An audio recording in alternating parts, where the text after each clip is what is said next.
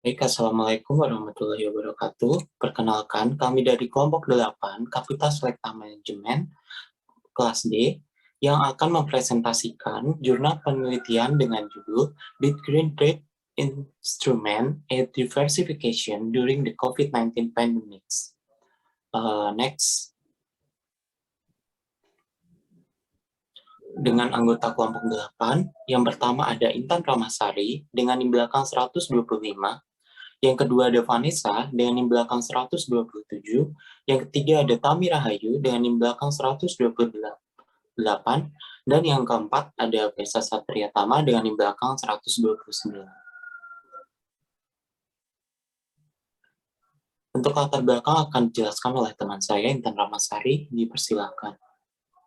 Baik, di sini ada latar belakang. Latar belakangnya itu krisis global, baik keuangan maupun ekonomi, membawa perhatian pada peran diversifikasi portofolio. Pandemi COVID-19 saat ini telah memberikan efek dinamis pada sistem keuangan, dengan kata lain, efeknya telah dialami secara bertahap. Tahap awal, misalnya, adalah saat pandemi dimulai dan pasar bereaksi berlebihan. Kemudian, seiring berjalannya waktu, pasar mengoreksi reaksi berlebihan mereka. Dalam hal ini, banyak peneliti yang telah menunjukkan bagaimana pasar ekuitas dan pasar energi secara global telah bereaksi terhadap pandemi dari waktu ke waktu. Sebuah inovasi yang relatif baru di pasar utang adalah instrumen utang hijau. Fitur menarik dari instrumen ini adalah penggunaannya dalam membiayai proyek energi terbarukan secara global. Namun, peran pasar utang dalam portofolio diversifikasi aset perlu diselidiki lebih lanjut mengingat konsekuensi dari pandemi COVID-19. Next. Nah, di sini ada gap atau fenomena. Untuk mengeksplorasi volatilitas dan keterkaitan beberapa kelas aset dalam saham dan utang selama pandemi COVID-19. Kami fokus pada pasar saham konvensional atau IHSG atau Indeks Harga Saham Gabungan. Mitra Islamnya Jakarta Islam Index. Pasar utang konvensional, sovereign bond, mitra syariah, sovereign suku, dan green suku dari Indonesia. Hipotesis kami adalah bahwa interaksi antara kelas aset ini telah berevolusi dan berubah karena pandemi. Hipotesis kami dimotivasi oleh penelitian sebelumnya tentang pandemi oleh Buyan et al. 2010 yang menyoroti bahwa pengembalian pasar saham dari negara-negara yang terinfeksi menunjukkan peningkatan yang signifikan dalam gerakan bersama. Literatur terbaru yang berkembang menunjukkan bahwa pandemi telah mempengaruhi harga aset secara substansial secara beberapa selama periode COVID-19. Di antara studi ini, Like 2020 menunjukkan tidak hanya bahwa pandemi memprediksi harga aset, tetapi bagaimana pengaruhnya berubah selama pandemi. Berfokus pada pasar nilai tukar, Narayan 2020A menunjukkan bagaimana aktivitas gelembung meningkatkan dan bagaimana nilai tukar menjadi lebih tahan terhadap guncangan selama pandemi. Apalagi Narayan 2020B menunjukkan bagaimana pengembalian atau volatilitas pasar minyak berubah karena pandemi. Selain itu, Pabes dan Kumar 2021 menunjukkan bahwa nilai tukar tetap netral, sementara energi dan pasar keuangan terpengaruh. Next. Nah, di sini ada tujuan penelitian. Yang pertama, untuk mengetahui kolerasi harga aset dari waktu ke waktu selama periode pandemi. Yang kedua, ada mengidentifikasi apakah terjadi diversifikasi portofolio. Dan yang ketiga, mengidentifikasi adanya penerbangan ke kualitas karena ketidakpastian yang diciptakan oleh pandemi. Dan yang keempat, mengidentifikasi perilaku penetapan harga aset dalam periode pandemi COVID-19. Selanjutnya akan dilanjutkan oleh rekan saya, yaitu Vanessa. Di sini ada hipotesis. Hipotesis kami adalah bahwa interaksi antara kelas aset ini telah berevolusi dan berubah karena pandemi. Hipotesis kami dimotivasi oleh penelitian sebelumnya tentang pandemi, sebelumnya oleh Yuan et al. 2010, yang menyoroti bahwa pengembalian pasar saham dari negara-negara yang terinfeksi menunjukkan peningkatan yang signifikan dalam gerakan bersama. Lalu ada metode penelitian. Populasi dan sampel penelitian di jurnal ini dikumpulkan dari 4 Maret 2019 hingga 4 Desember 2020. Didapat sebanyak 225 dan 240 pengamatan dalam hitungan hari untuk pra dan juga pasca kasus pertama COVID-19 yang dilaporkan pada 31 Desember 2020. Kami juga memisahkan periode COVID-19 menjadi sampel pra-COVID-19. Sumber data dalam penelitian ini menggunakan data Indonesia, yaitu instrumen utang negara 5 tahun, yaitu obligasi, sukuk, dan juga sukuk hijau. Untuk ekuitas, kami menggunakan benchmark indeks pasar saham konvensional, yaitu IDX Composite, atau indeks harga saham gabungan, dan indeks syariah dari Bursa Efek Jakarta, atau Jakarta Islamic Index. Teknik pengumpulan data menggunakan model multivariate generalized autoregressive conditional heteroskedastic dynamic conditional correlation. Dari hasil penelitian yang pertama, yaitu statistik deskriptif, data menunjukkan bahwa suku negara yang diterbitkan oleh pemerintah Indonesia paling sedikit terpengaruh dalam hal pengembalian rata-rata sebelum pandemi. Kami juga mengamati bahwa dalam kasus sukuk hijau, ada penurunan tajam dalam pengembalian selama fase epidemi, tetapi pengembalian pulih selama fase pandemi. Implikasinya adalah karena reaksi harga aset terhadap berbagai fase COVID-19 menjadi heterogen, korelasi bersyarat dan volatilitas cenderung heterogen. Yang kedua ada korelasi. Dalam hal ini kami melihat bahwa volatilitas obligasi dan sukuk hijau kurang sensitif terhadap epidemi. Secara keseluruhan, peningkatan volatilitas terbesar dicatat untuk saham dan paling sedikit untuk aset berbasis suku. Lalu yang ketiga, uji hipotesis penerbangan menuju kualitas. Kami melihat bukti kausalitas Granger mulai dari saham konvensional dan syariah hingga sukuk hijau. Saat kami menjelajahi hipotesis penerbangan ke kualitas sebelum COVID-19 dan fase COVID-19, kami menemukan bukti yang lebih kuat tentang penerbangan ke kualitas. Artinya, selama periode COVID-19, Granger saham konvensional dan syariah menyebabkan baik suku maupun sukuk hijau. Sebagai perbandingan, pada periode sebelum COVID-19, saham konvensional dan syariah hanya Granger yang menyebabkan sukuk hijau. Yang keempat, ada signifikansi ekonomi dari korelasi. 10 portofolio aset yang kami anggap semuanya menguntungkan pada periode COVID-19 dengan keuntungan tahunan dalam kisaran 2,59% hingga 14,66%. Hal ini konsisten dengan kinerja pasar keuangan yang lebih kuat setelah kepanikan pasar awal akibat pandemi. Yang terakhir, yaitu uji ketahanan. Kami melanjutkan dalam 2 langkah. Pada langkah pertama, kami melakukan regresi pengembalian berlebih pada pengembalian pasar berlebih. Volatilitas harga saham, nilai tukar, dan juga variabel boneka hari-hari minggu. Hasil untuk hipotesis pelarian ke modal dilaporkan. Kami melihat bahwa temuan utama kami adalah tidak sensitif terhadap penyesuaian pasar potensial dan faktor risiko makro. Pelarian ke ibu kota berlangsung kuat selama fase COVID-19. Tidak hanya saham Islam, Granger juga menyebabkan obligasi dan suku hijau, tetapi obligasi dan suku Granger menyebabkan suku hijau. Selanjutnya akan dijelaskan oleh teman saya. Selanjutnya ada hasil analisis jurnal pendukung. Jurnal yang pertama dengan judul Ecologies of Green Finance, Green Suku and Development of Green Islamic Finance in Malaysia. Penelitian berasal dari negara Malaysia. Persamaannya, kedua jurnal menyajikan analisis ekonomi dan keuangan dan membahas mengenai green suku.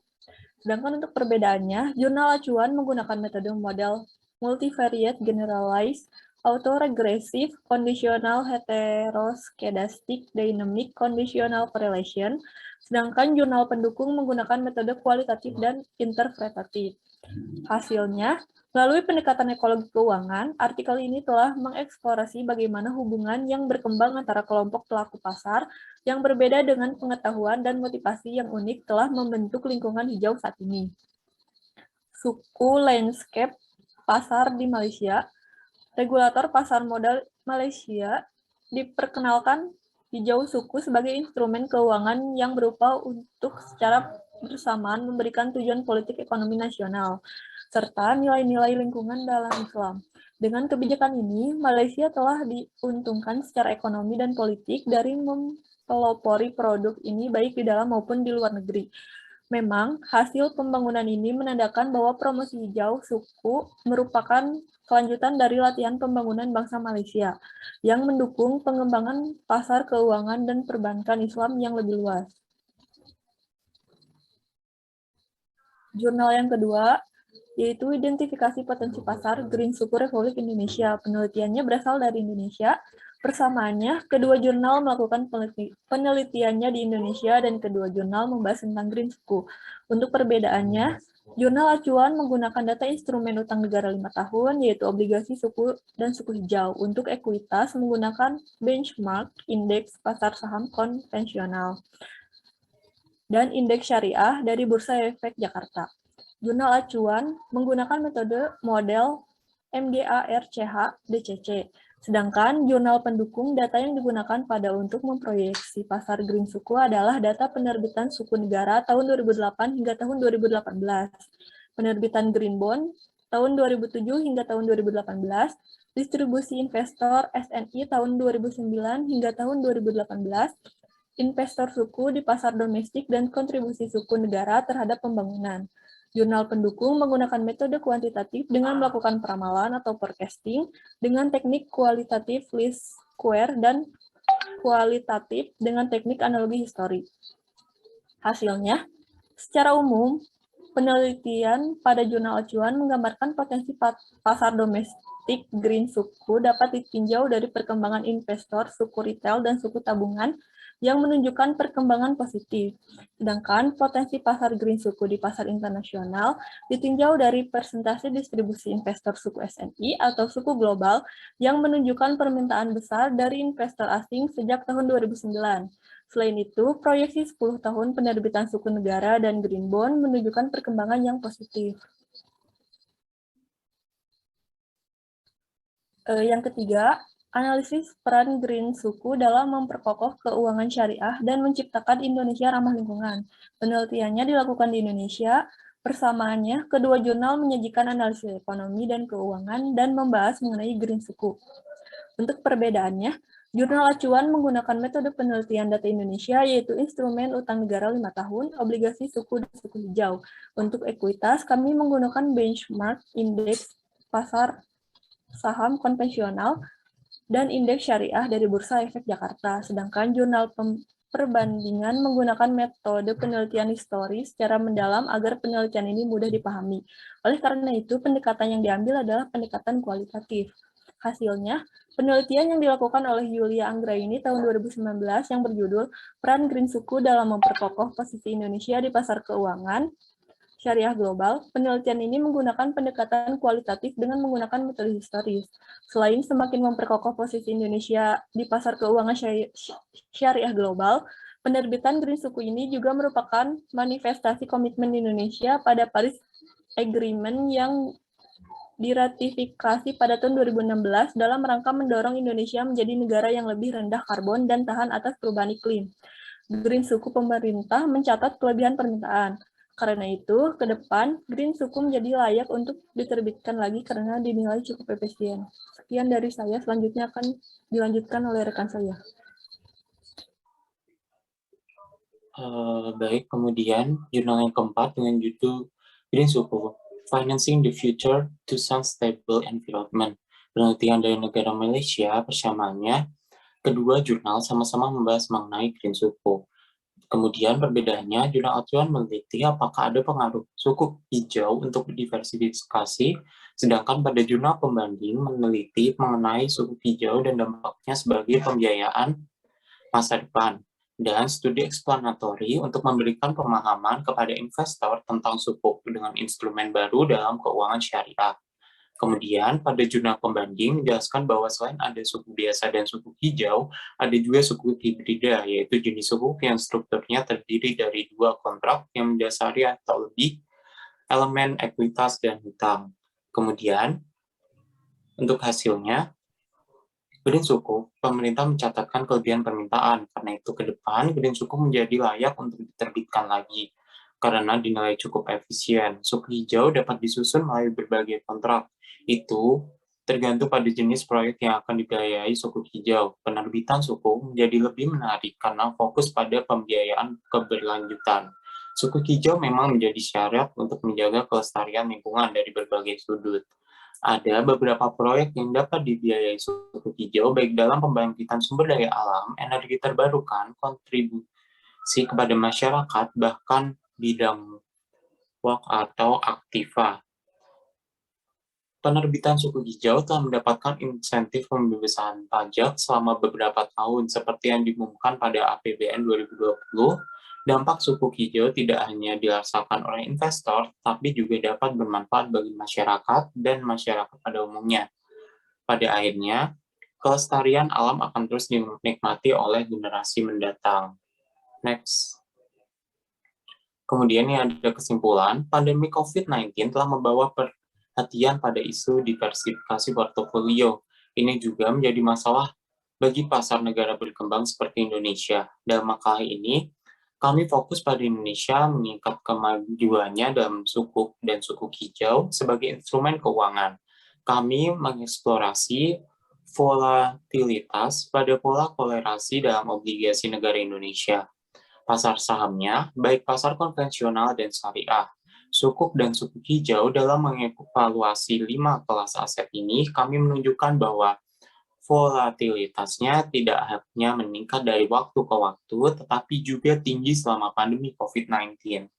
Analisis korelasi tak bersyarat dinamis menunjukkan bahwa korelasi antara pasangan aset meningkatkan selama pandemi, dan bobot portofolio yang dioptimalkan dalam portofolio aset menawarkan pengembalian rata-rata yang lebih sedikit korelasinya tinggi. Kami juga menunjukkan bukti penerbangan ke kualitas dan investor beralih dari aset beresiko seperti saham konvensional dan syariah ke aset yang kurang beresiko seperti sukuk dan sukuk hijau. Bukti ini sangat kuat selama fase pandemi COVID-19. Next. Saran, kami juga menyarankan kepada beberapa arah untuk penelitian selanjutnya. Pertama, korelasi aset jelas berubah sama fase pandemi. Akan menarik untuk mengeksplorasi bagaimana korelasi ini memiliki implikasi untuk strategi perdagangan dinamis seperti investor varians rata-rata yang melacak pengembalian yang diperkirakan dengan kumpulan informasi. Jelas juga bahwa kumpulan informasi yang digunakan untuk memprediksi harga aset juga telah dipengaruhi oleh pandemi. Kedua, kami telah menggunakan uji kausalitas Granger untuk menyimpulkan bukti penerbangan menuju kualitas. Penelitian selanjutnya harus membangun ini dengan mengeksplorasi pendekatan dan metode lain untuk mengeksplorasi penerbangan ke kualitas meningkatkan pandemi. Next. Mungkin itu saja yang dapat kelompok kami sampaikan. Apabila ada kekurangan, kami minta maaf. Wassalamualaikum warahmatullahi wabarakatuh.